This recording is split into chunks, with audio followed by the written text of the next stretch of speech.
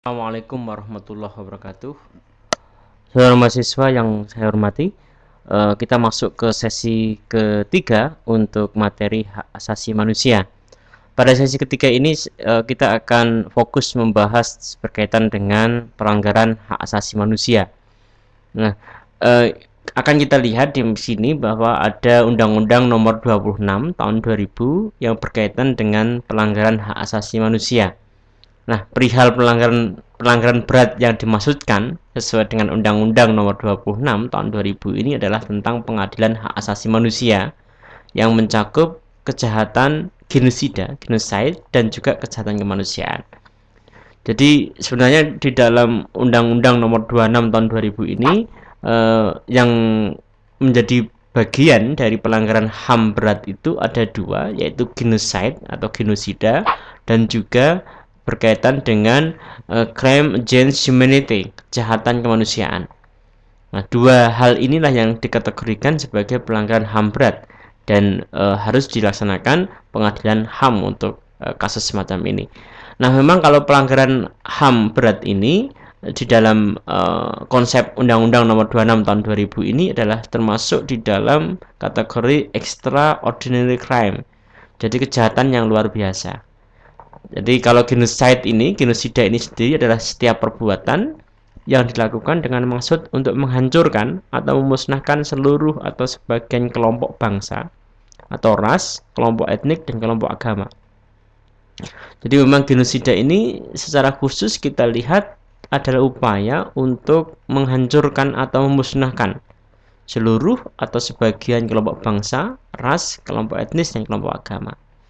Mungkin kalau di Indonesia belum kita temukan ya kasus yang sampai ke pengadilan, tetapi kalau di tingkat dunia saya kira saudara mahasiswa juga bisa memahami atau mengetahui beberapa kasus pelanggaran yang berkaitan dengan genocide ini. Yang terbaru adalah ketika Ratko Mladic ya, panglima perang Serbia pada saat perang Srebrenica itu, di Bosnia, itu dituduh melakukan pelanggaran HAM berat, genocide ya, genosida, di mana ada 8.000 warga muslim Bosnia yang terbunuh ya atau yang dibunuh oleh pasukan dari Serbia pada perang Srebrenica yang terjadi pada tahun 1992 sampai dengan 1995. Dan Ratko Mladic dihadapkan pada pengadilan HAM internasional pada bulan Mei 2012 ini ya.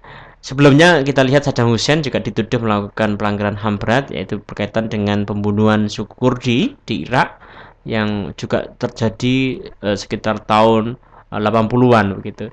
Nah, artinya memang ini kasus-kasus yang berkaitan dengan pelanggaran hak asasi manusia berat, genocide. Nah, berbeda dengan genosida, kalau kejahatan kemanusiaan ini adalah satu perbuatan yang dilakukan sebagai bagian dari serangan yang meluas atau sistematik yang diketahuinya bahwa serangan tersebut ditujukan langsung terhadap penduduk sipil. Jadi artinya memang kalau ini juga modus operasinya juga pemusnahan ya, pengusiran, kemudian juga pembunuhan secara massal juga terhadap sebagian atau seluruhnya dari kelompok penduduk sipil. Nah, yang membedakan dengan genosida tentu pada kejahatan kemanusiaan ini tidak lagi dipilih mana yang bagian dari ras tertentu atau golongan tertentu atau agama tertentu, tapi penduduk sipil atau penduduk yang ada di wilayah itu. Nah, ini kejahatan kemanusiaan. Nah, satu hal yang kita lihat juga bahwa pelanggaran peradilan HAM berat ini adalah pemeriksaan perkara-perkara pelanggaran hak asasi manusia yang berat. Ya, ini dilakukan oleh Majelis Hakim Pengadilan HAM yang berjumlah 5 orang, terdiri atas 2 orang hakim pada pengadilan HAM yang bersangkutan dan 3 orang hakim ad hoc. Nah, ini yang jadi untuk peradilan HAM berat ini memang secara khusus menghadirkan 3 orang hakim ad hoc, ya, 3 orang hakim ad hoc, yang dimana hakim ad hoc ini adalah hakim yang diangkat dari luar hakim karir yang memenuhi persyaratan profesional, berdedikasi tinggi, menghayati cita-cita negara hukum dan negara kesejahteraan yang berintikan keadilan, ya, memahami dan menghormati hak asasi manusia dan juga kewajiban dasar negara, dasar manusia. Nah, inilah yang kita lihat dari peradilan HAM berat ini. Nah, kita juga melihat di sini bahwa peradilan HAM berat ini memang dikhususkan untuk kasus-kasus peradilan, dan peradilan HAM ini bersifat retroaktif. Ya, artinya apa? Peradilan HAM ini bersifat berlaku surut ke belakang. Artinya perkara atau kasus pelanggaran HAM berat yang terjadi di masa lampau dapat diangkat kembali menjadi perkara di peradilan HAM. Nah, ini ya yang kita maksud sebagai peradilan yang sifatnya adalah retroaktif ini.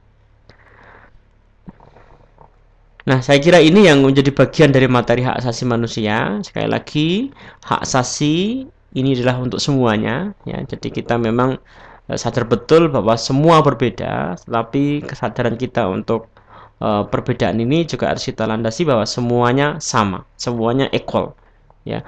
All different, all equal. Artinya semua berbeda, tapi semuanya sama. Mari kita budayakan perlindungan hak asasi manusia untuk diri kita sendiri maupun untuk orang lain, untuk orang-orang yang ada di sekitar kita, untuk kita budayakan perlindungan hak asasi manusia. Terima kasih atas perhatian mahasiswa semuanya. Saya sampaikan selamat belajar dan semoga kita senantiasa diberkati oleh Allah Subhanahu wa taala. Terima kasih. Wassalamualaikum warahmatullahi wabarakatuh.